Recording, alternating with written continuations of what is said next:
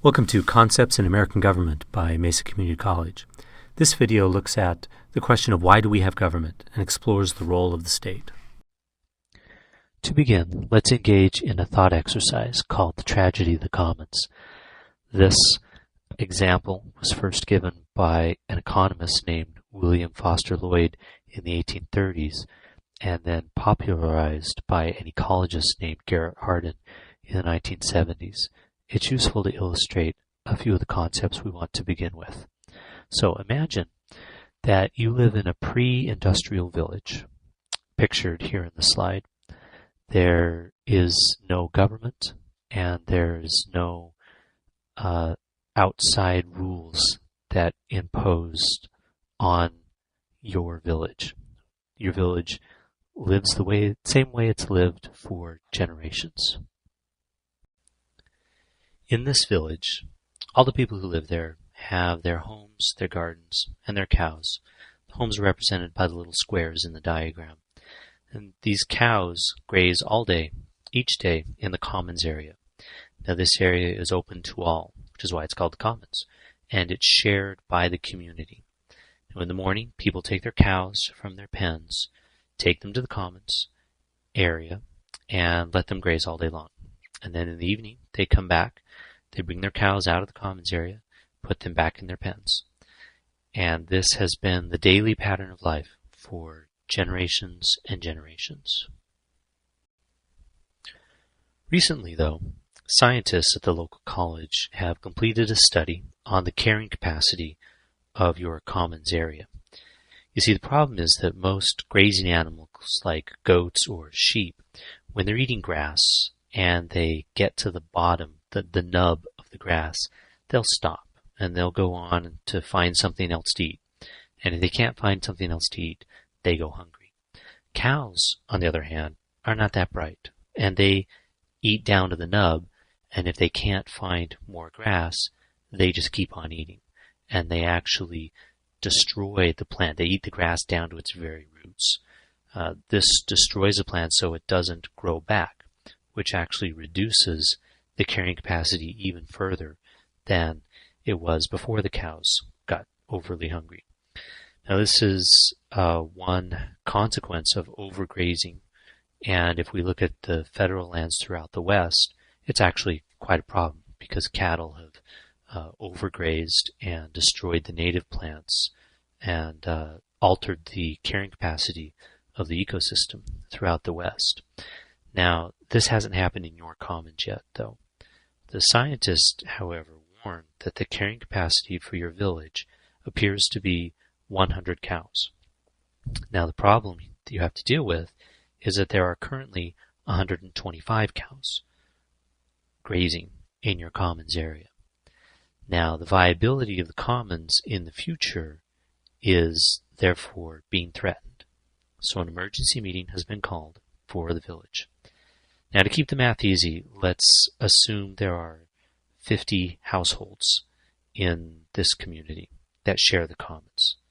Now, before advancing to the next slide, take a minute and think about what solution you might propose for how this community can protect its commons from overgrazing and thereby ensure that the commons area stays healthy for generations to come.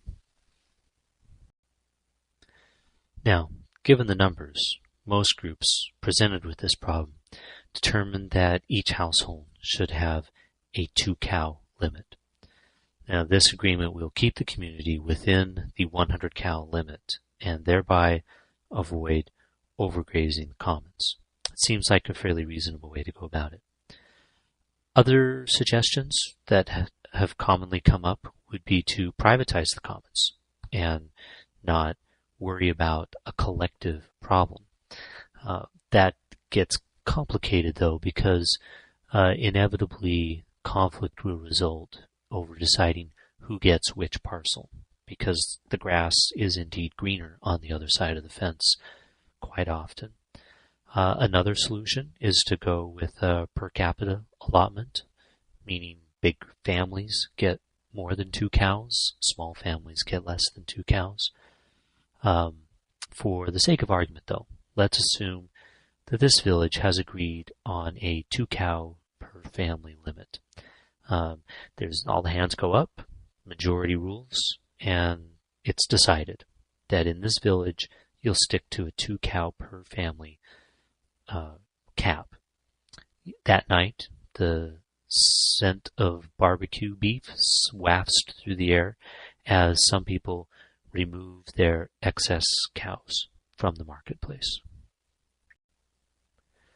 The next morning, everyone takes their cows out of their pens, walks them to the commons area, and lets them go out, just as happens every other day. And a head count is made of how many cows are out there, and turns out there's 108 cows. So not everybody had a barbecue the night before. Now it's better. It's not 123. 15 cows have been removed, but we're still exceeding the carrying capacity. Somehow we've got to get at or below the 100 cow limit. So what do? Well, often when this situation comes up, a suggestion is made that we need to count the cows each day and identify who's bringing more than 2 cows. So someone volunteers to do that. I'll count the cows. Well, the next day, they go through, and sure enough, you're able to find out there's 3 or 4 families in the community that have more than 2 cows each. Well, now what? Well, you could try some social pressure, mock them, criticize them, tell them they're not going to be invited to the next party, but maybe they don't care, because cows, after all, are an indicator of wealth, and the more cows you have, the more stable and secure your family will be. And so they are immune to that kind of social pressure. Well, now what?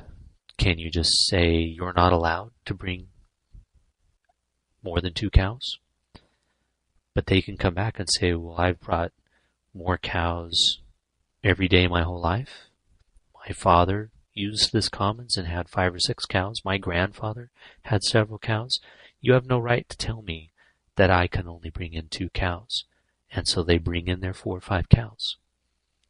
So now what do? You can't pressure them. Reason hasn't worked. What are you going to do?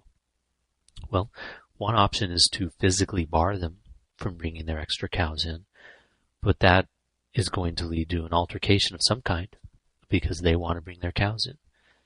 Maybe you have big guys with sticks stand at the gate to prevent them from bringing cows, but maybe they'll bring their relatives with even bigger sticks to come and force their way into those cows. There's also the problem of the person who's counting cows each day. As the cows come through, that person sits there all day tending the commons. Well, their garden is infested with weeds because they're not taking care of their own business. Their kids are starting to look like ragamuffins. They're not being taken care of adequately. And so we can't rely on a volunteer cow counter every single day. Maybe you can rotate whose turn it is going to count the cows. Maybe the cow counter needs to be given a sword to enforce that 2 cow limit. The problems get more and more complicated as you attempt to devise solutions to come to it. And this is where we lead to this question of why we need to have government. In the first place, every society needs order. The safety of the community needs to be secured. It's not just the guys with more cows than they ought to have. There's other problems every community faces. There are people who commit crimes of passion. They do things that they wouldn't otherwise do, and the society has to deal with the repercussions of that. Every society has its share of predators within it who will attempt to take advantage of those around them. And to complicate things even further, as your community is trying to figure out how to get under that 100 cal limit, you notice that the neighboring village, who has their own commons problem, is standing on the hill drawing detailed maps of your commons in your village. And so there may be an external threat that needs to be addressed. Well, historically, these needs have been met by government to have an institution in a society that will guarantee safety, will guarantee the public order, will enforce contracts, and will protect from threats that are external or internal. In addition to securing society, every society also needs to solve collective problems. The example that we've given with the tragedy of the commons is that there is a collective issue of trying to protect the commons area, protect the sustainability of that commons area. But other communities, other societies have their own versions of these collective action dilemmas. For example, what is the appropriate amount of pollution that an industry ought to be able to emit? Can I take a mountain and turn it inside out in my search for precious minerals at the bottom of that mountain, and in the process pollute all of the neighboring watersheds and streams? Well, if it's my mountain, maybe that's what I can do. But there are collective impacts to my behavior if I do that. So how free of pollution ought a society be? How much education ought a society have? And is there a collective response to dealing with that? How about health, and particularly immunizations, that as 90 some odd % of children are immunized, then that creates a herd immunity where even people who haven't been immunized are still protected from the disease because most of the people in that society have been immunized. Well, that kind of herd immunity isn't possible unless there's a collective organization to immunizations. So these are the kinds of problems that can only be solved through the collective action of a community. Individuals can't solve these problems by themselves. And organizing those collective responses has traditionally been a function of government. A related problem is that every society needs to allocate collective resources. Who decides who gets what in a society? Who decides who gets the most choice parcels of land? Who decides who gets assistance and who does not get assistance? Who decides how much water a farmer has versus a business operator versus a homeowner? These decisions have to be made. Otherwise, conflict will occur surrounding these collective resources. You can think back to the range wars in the West, where the cattlemen were fighting with the farmers or the sheep men. And those were battles conducted by the private sphere over who had access to a collective resource, which was the rangeland of the West. Well, government helps solve those kinds of problems. Government did help solve those problems in the West. And it was the assertion and imposition of government authority that ended the range wars that were occurring. Finally, every society simply has its share of jerks, whose cooperation must be coerced, just as the example of our tragedy of the commons, where you have a fairly reasonable agreement that each family will have 2 cows, there's going to be a couple of people who are immune to social pressure because they don't care what other people think, have strongly held opinions, and don't particularly care who else they hurt in their own quest for personal gain or power or prestige or whatever they're going after. We only need to look as far as our own society, or your own circle of friends for that matter. I'm sure you know who we're talking about here. We all know people who are not bound by the same social limits that most other people are bound by. Well, one function of government is to enforce some of those boundaries so that the jerks among us are compelled to behave themselves. Now, we'll talk more about that particular role of government in a subsequent presentation, but it helps us understand why government is there. These things combined lead us to our conclusion that every society needs a cow counter.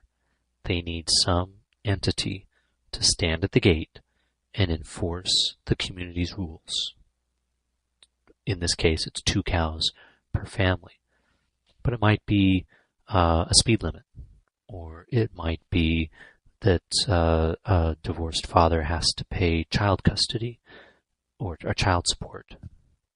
Whatever the decision is, you need an entity to enforce that, to enforce the society's norms and rules on those who have to be compelled because they will not limit their own behavior.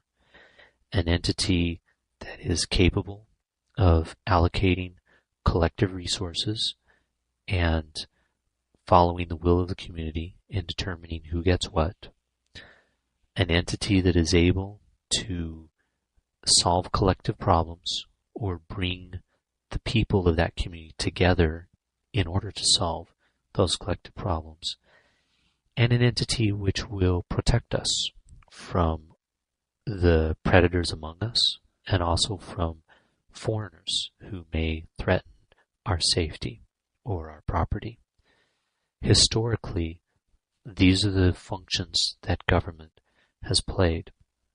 And if you look far back in prehistory to the origin of government, it's typically a local warlord who has performed these functions in their own society, who's just better at smashing people's skulls than the neighboring warlord and gets more and more powerful. Now we've moved beyond the smashing skulls bit so that modern government looks different, but the basic functions haven't changed a whole lot. We have a cow counter, and that is who the government is. In the next presentation, we will look more closely at how states have limited their power, how we've gone from the warlord smashing skulls to a set of institutions that derive their consent from those who are governed.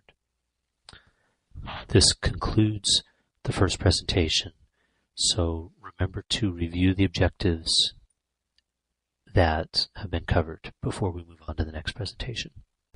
This video is brought to you by Dr. Brian Dilley. I'm a political science professor at Mesa Community College, one of the 10 schools of the Maricopa District.